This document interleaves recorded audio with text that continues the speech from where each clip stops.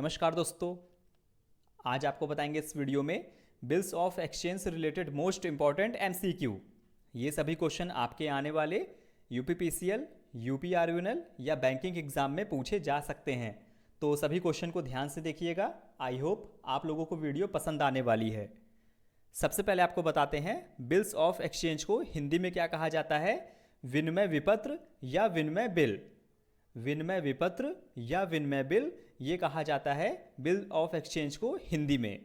अब बात करेंगे बिल्स ऑफ एक्सचेंज क्या होता है, इसकी डिफिनेशन आपको बताने वाले हैं। दोस्तों, जब कोई व्यक्ति किसी दूसरे व्यक्ति को लिखित में आदेश देता है कि वो इस दिन इतना अमाउंट पे कर देगा, ठीक है, यहाँ पर यानी लिखित में बात होती है, ये मौखिक नहीं होता है। सबसे पहले आप ये समझ लीजिए, बिल्स ऑफ एक्सचेंज जो होता है, विनिमय विपत्र होता है, ये लिखित में होता है, ठीक है, लिखित में होता है। सबसे पहले आपको हम इसका एक प्रोफॉर्मा दिखा देते हैं, ये कैसा होता है। ये देखिए, इस प्रकार से होता है बिल्स ऑफ एक्सचेंज। यहाँ पर लिखा जाता है नेम ऑफ ड्रावर और यहाँ पर लिखा जाता है वो किस दिन पेमेंट करेगा, ठीक है, पेमेंट की डेट लिखी जाती है और यहाँ पर लिखा जाता है अमाउंट, कितना अमाउंट पे करना है। फिर यहाँ पर बात की जाती है term, months after date pay to me और my order the sum of, यहाँ पर अमाउंट लिखा जाता है फॉर द वैल्यू रिसीव्ड। फिर नीचे क्या होता है, साइन किया जाता है नेम ऑफ ड्रावी, एड्रेस ऑफ ड्रावी। फिर यहाँ किसका साइन होता है, name of drawer, address of drawer. दोस्तों, ये है आपका बिल्स ऑफ एक्सचेंज का प्रोफार्मा। क्योंकि देखिए, क्वेश्चन आप पढ़ेंगे, आपको रटने से बिल्कुल याद नहीं होगा। जब आप अपने आँख के सामने देखेंगे, कोई पिक्चर देखेंगे, तो आपको क्वेश्चन आसानी से समझ में आएगा। तो आपके सामने कभी भी क्वेश्चन आएगा कि बिल ऑफ एक्सचेंज में क्या क्या पूछा जाता है। दोस्तों, यहाँ पर देखिए लिखा है name of drawer, date of drawn, यानी किस दिन आपको पेमेंट करना है, कितना अमाउंट पेमेंट करना है, और यहाँ पर दोनों साइड साइन होगा, एक तरफ होगा ड्रावी का, दूसरे तरफ होगा ड्रावर का। चलिए अपने क्वेश्चन पे बढ़ते हैं आगे। तो बात करेंगे आज का पहला क्वेश्चन की विनिमय बिल में डैश पक्ष होते हैं। अ bill of exchange has dash parties. कितनी पार्टीज होती हैं दोस्तों इसमें, 5, 3, 4, 2।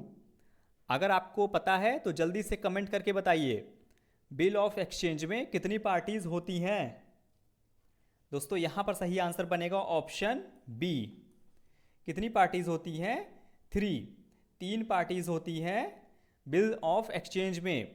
कौन कौन सी, पहली होती है दोस्तों ड्रावर, जो अभी मैंने आपको बताया, क्या हो गया, पहला ड्रावर, दूसरा हो गया आपका ड्रावी और तीसरा हो गया आपका पेई।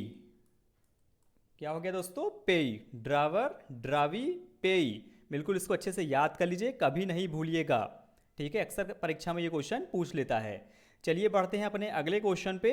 क्वेश्चन नंबर 2, जिस पार्टी को राशि का भुगतान करने का आदेश दिया जाता है उसे कहा जाता है। The party which is order to pay the amount is known as drawee, drawer, payee, none of the above. जिस पार्टी को राशि का भुगतान करने का आदेश दिया जाता है उसे क्या कहा जाता है। दोस्तों, यहां पर आपका सही आंसर बनेगा ऑप्शन ए, ड्रावी। क्या कहा जाता है उसको, ड्रावी कहा जाता है। और जो पेमेंट करता है उसे क्या कहते हैं, ड्रावर। चलिए बढ़ते हैं आगे क्वेश्चन नंबर 3 पर। वीडियो को शेयर करते रहिएगा अपने दोस्तों के साथ भी, अगर वीडियो अच्छी लग रही हो तो। क्वेश्चन नंबर 3 है, a bill of ₹8,000 is renewed, the drawee pays ₹2,000 as part payment, the amount of interest charge is ₹200, what is the value of the new bill. Option यहां पर दिए हुए हैं 8200, 10,200, 6,200। इनमें से कोई नहीं, नन ऑफ द अबव। दोस्तों, यहां पर देखिए न्यूमेरिकल क्वेश्चन है, इसको सॉल्व करना पड़ेगा। चलिए सॉल्व करते हैं इसको। क्या आएगा इसका आंसर, 8,000। इसमें क्या कह रहा है, ये देखिए यहां पर लिखा हुआ है ना, the bill of ₹8,000 is renewed, the drawee pays ₹2,000। यहाँ पर क्या होगा दोस्तों, 2,000 रुपये माइनस होगा, तो कितना आ जाएगा यहाँ पर, 6,000, 6,000 रुपीज़। चलिए बढ़ते हैं आगे, कितना पेज कर दिया गया, 2,000 rupees. The amount of interest charge, अब इसमें देखिए 200 रुपये इंटरेस्ट लगा दिया गया है, तो यहाँ पर 200 रुपये हम लोग क्या कर देंगे, इंटरेस्ट को ऐड कर देंगे, तो राइट आंसर हो जाएगा आपका 6200। ठीक है, ऑप्शन सी यहाँ पर सही बनेगा। एक बार फिर से देख लीजिए, the bill of rupees 8000 is renewed, 8000 यहाँ पर लिख लिया। द ड्रावी पेज कितना रुपए पे किया, 2000 रुपीज़, आगे आपका 6000। इसके बाद क्या हुआ, उसी अमाउंट पे इंटरेस्ट कितना लगा, चार्ज किया गया 200 रुपीज़, तो 6000 पर 200 रुपीज़ हमने ऐड कर दिया, तो आपका आंसर आ गया 6200, 6200। चलिए बढ़ते हैं अपने अगले क्वेश्चन पे।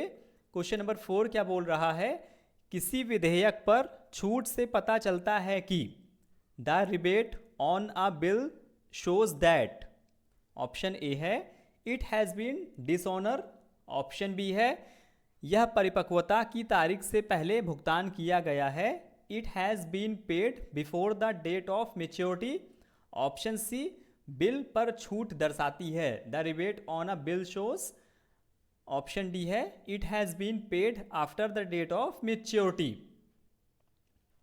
दोस्तों यहां पर देखिए सही आंसर बनेगा क्वेश्चन नंबर 4 का ऑप्शन बी, यह परिपक्वता की तारीख से पहले भुगतान किया गया है। ठीक है दोस्तों, आइए बढ़ते हैं आगे। ये सभी क्वेश्चन आपके आने वाले एग्जाम में पूछे जा सकते हैं। इनमें से कुछ क्वेश्चन ऐसे भी हैं जो प्रीवियस ईयर एग्जाम में पूछे जा चुके हैं। बहुत ही इंपॉर्टेंट टॉपिक है, अगर आप कॉमर्स के स्टूडेंट हैं तो भी आपको ये क्वेश्चंस पता होना चाहिए। क्वेश्चन नंबर 5 बोल रहा है, यदि किसी बिल की देय तिथि सार्वजनिक अवकाश के दिन पड़ती है तो परिपक्वता तिथि होगी। If due date of a bill falls on a public holiday then the maturity date is on, most important question, 1 day before the maturity date, 1 day after the maturity date, public holidays, none of the above.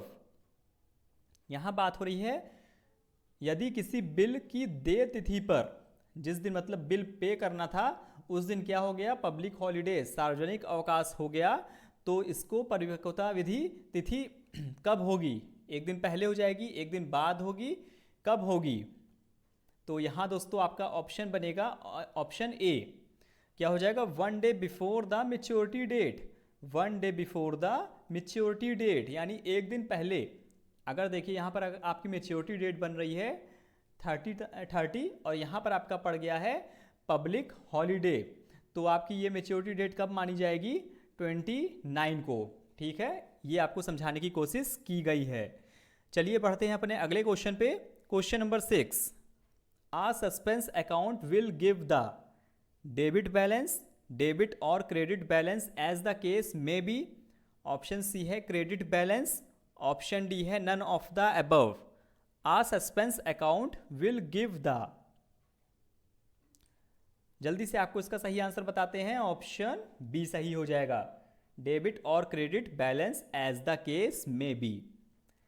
बढ़ेंगे अगले question पे, 7 number, a trial balance is prepared to locate compensating errors, errors of principles, errors of omission, none of the above. A trial balance is prepared to locate.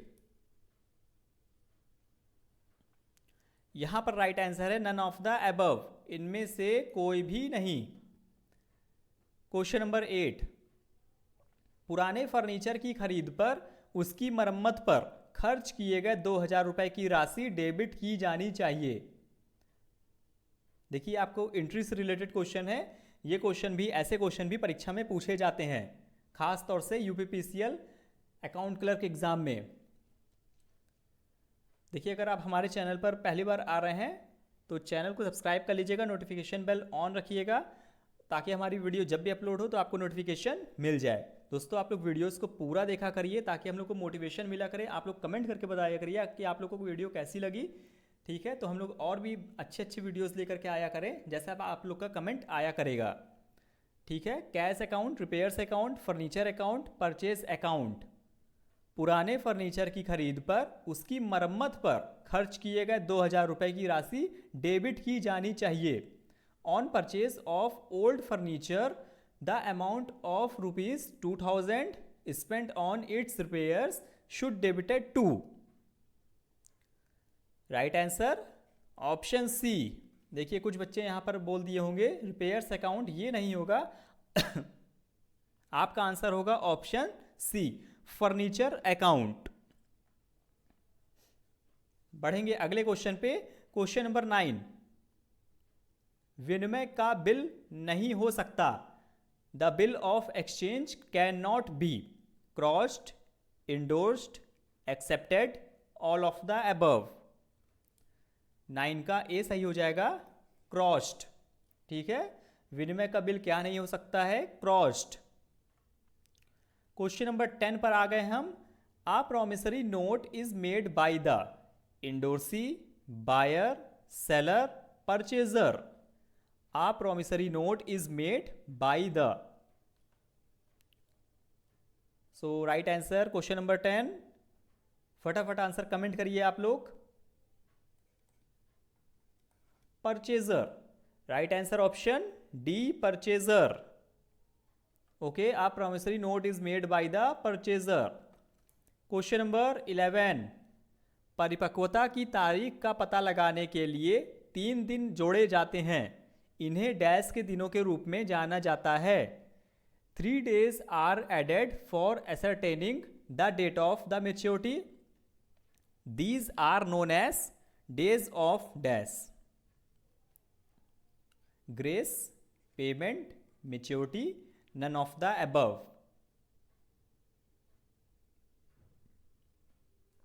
Right answer option A, grace. क्या बोला जाता है दोस्तों, grace.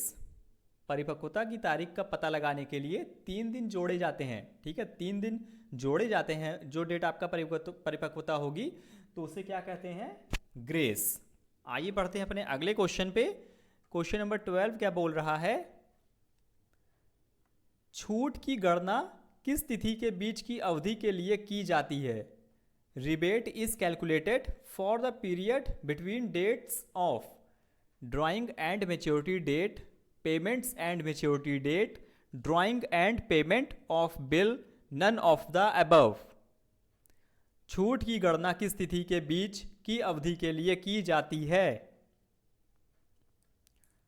Option B, payments and maturity date, payments and maturity date. Okay, right. Question number 13। The bills receivable book is part of the ledger, balance sheet, the journal, the profit. दोस्तों ये है आपका homework question. ठीक है, इसका answer आप लोग हमें कमेंट करके बताएंगे।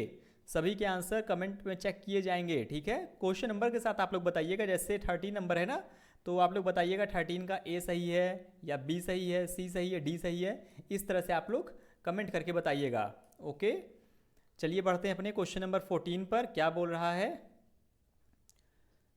Donation received for a special purpose, विशेष प्रयोजन के लिए प्राप्त दान।